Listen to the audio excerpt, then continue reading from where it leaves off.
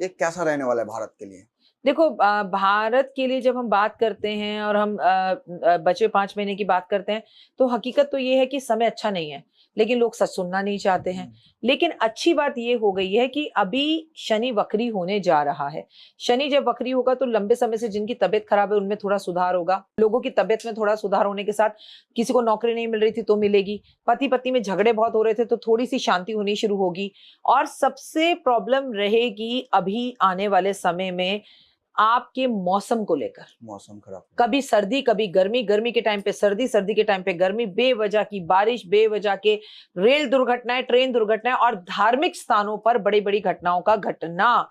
सबसे बड़ी प्रॉब्लम है बहुत सारे लोगों की नौकरी का एक साथ चले जाना। तो भैया बॉस के साथ झगड़ा बिल्कुल नहीं करो, अपनी नौकरी को बचा के रखो। आपने वेस्ट बंगाल का भविष्यवाणी किया था, वो तो सच हुआ था। उधर बीजेपी की सरकार आई, तो आने वाला 5 साल कैसा रहने वाला है बंगाल के लिए? थोड़े से मुसीबत भरे रहेंगे। 5 साल तो नहीं, शुरू के 3 साल बहुत मुसीबत भरे रहेंगे।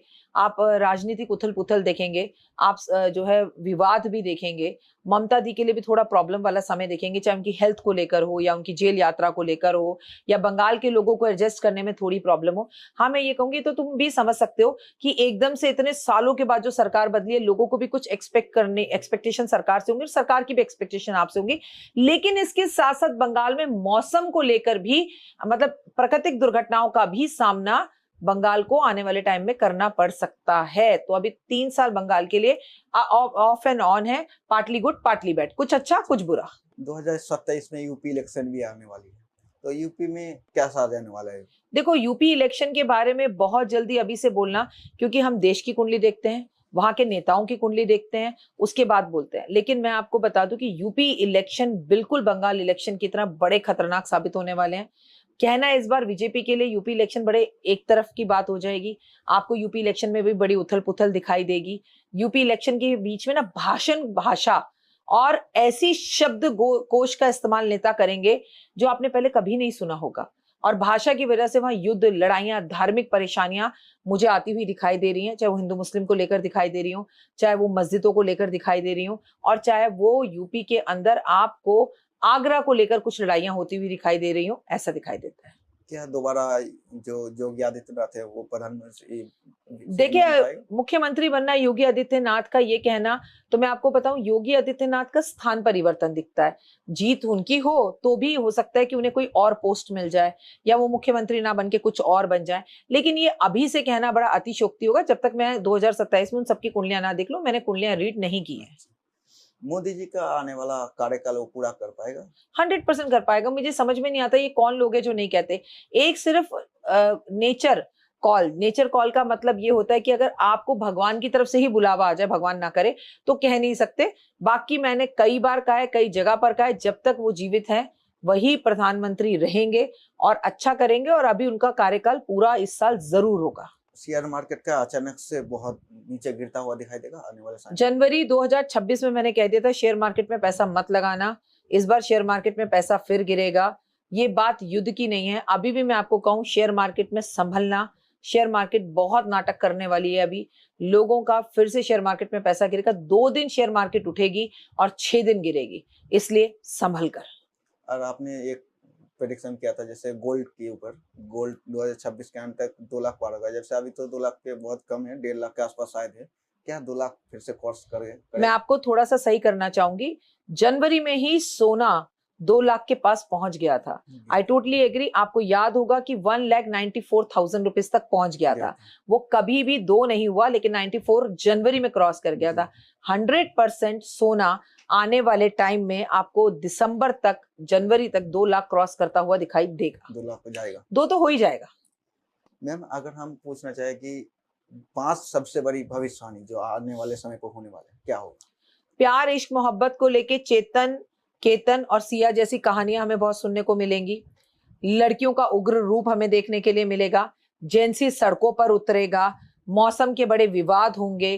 पेट से जुड़ी हुई समस्या होगी और देश में महंगाई होगी। ये 5 भविष्यवाणी। जैसे बिहार को लेकर बहुत चर्चे में रहता है, बिहार आने वाले समय में कैसा रहेगा? बिहार का डेवलपमेंट होगा, लेकिन बिहार के मुख्यमंत्री 5 साल तक अपना शासन पूरा करेंगे, ये थोड़ा डाउटफुल है। तो बिहार में भी उथल पुथल आपको दिखेगी। क्या कोई बड़ा रोग या कोई बीमारी आ सकता है भारत में? देखिए, बड़ा रोग और बीमारी तो नहीं कहूंगी, लेकिन स्टमक लोगों के इन्फेक्शन रहेंगे। ये मैं बार बार कह रही हूँ, जनवरी से कह रही हूँ कि किडनी, लीवर, गॉल ब्लैडर में स्टोन होना, वॉमिटिंग्स होना, डायरिया होना, पेट से जुड़ी समस्या होना, अचानक लोगों का डायलिसिस पर जाना, लोगों का पेट इतना खराब हो जाना, ये वाली समस्या बढ़ेगी। और देश में आने वाले 5 साल में घनघोर सबसे बड़ी बीमारी रहेगी मोटापा। मोटापे से इतना परेशान रहने वाला है भारत, जो आपने सोचा नहीं होगा। हम 12 राशि के बारे में जानते हैं। देखिए, मैं आपको सिर्फ एक बात बता सकती हूँ कि 12 राशियों के लिए सावन में क्या दान करें, सावन में महादेव पर क्या चढ़ाएं, जिससे आपके व्यूअर्स का फायदा हो। हर किसी की, हर 12वें इंसान की मेष राशि ही है। मेष राशि अच्छी है, शनि की साढ़साती चल रही है। मैं कहूंगी पूरे सावन में महादेव पर गुड़ अर्पण करें। वृषभ राशि वाले कच्चा गाय का दूध अर्पण करें। इनका समय बहुत अच्छा है, लेकिन ये अपनी वाणी पर थोड़ा कंट्रोल रखें। मिथुन राशि वालों की विदेश यात्रा होगी, इनका समय अच्छा है। इनकी कोई पढ़ाई अच्छी रह सकती है अगर स्टूडेंट है। इलायची महादेव पर अर्पण करें। कर्क राशि वाले दही अर्पण करें। वहीं पर देवगुरु बृहस्पति बैठे हैं, और इस वक्त जब हम ये पॉडकास्ट शूट कर रहे हैं तो 2 दिन बाद, यानी कि 16 तारीख को वहां पर सूर्य देव भी जा रहे हैं। और सूर्य जब वहां जाते हैं तब से देवताओं की रात शुरू हो जाती है, और सूर्य जो है वो दक्षिणायन हो जाता है उत्तरायण से। तो ये समय थोड़ा नेगेटिविटी वाला होता है, क्योंकि सूर्य और चंद्रमा की रोशनी सीधा धरती पर नहीं पहुंच पाती है, तो इसका नेगेटिव असर आपके हमारे जीवन पे पड़ता है। तो कर्क राशि वालों को अपनी मदर की तबीयत का ध्यान रखना है, और बहुत जरूरी है महादेव पे चीनी अर्पण करें। सिंह राशि वालों को पूरे के पूरे सावन पर महादेव पर पंचामृत अर्पण करना है, दूध, दही, शहद, चीनी, घी। कन्या राशि वालों की अगर मैं बात करूं तो अखरोट अर्पण करें, इनका जीवन बहुत अच्छा रहेगा। अगर कन्या राशि के बाद तुला राशि की बात करूं तो इत्र अर्पण करें, इनको भी कोई गुड न्यूज मिल सकती है। अगर मैं वृश्चिक राशि की बात करूं तो पति पत्नी में झगड़ा चल रहा था, वो खत्म होगा, इनके लिए बहुत ही ज्यादा अच्छा रहेगा कि बेलपत्र अर्पण करें। और मैं धनु राशि की बात करूं तो बहुत अच्छा रहेगा, केसर का दूध अर्पण करें, इनको कोई गुड न्यूज या बड़ा घर या गाड़ी मिल सकती है। आगे बढ़कर मकर राशि की बात की जाए तो मकर राशि वालों, आपके पुराने खराब रिश्ते सही हो सकते हैं, आपको गुड न्यूज मिल सकती है, आपका सपना पूरा हो सकता है, आप नया व्यापार शुरू कर सकते हैं। आप काले तिल अर्पण करें। कुंभ राशि वाले शनि की साढ़साती से गुजर रहे हैं, इनके लिए बहुत अच्छा रहेगा, महादेव का अभिषेक सरसों के तेल से करें, और इनकी तबीयत थोड़ी सी खराब रह सकती है और इन्हें गुस्सा ज्यादा आएगा। मीन राशि जहां शनि ऑलरेडी बैठा हुआ है, तो भैया मैं तो आपको सीधा कहूंगी जितना हो सके शिव की आराधना उपासना करें, और अगर कावड़ लेने जा सकते हैं तो जरूर जाएं। और इनका आने वाला समय पार्टली गुड पार्टली बैड है।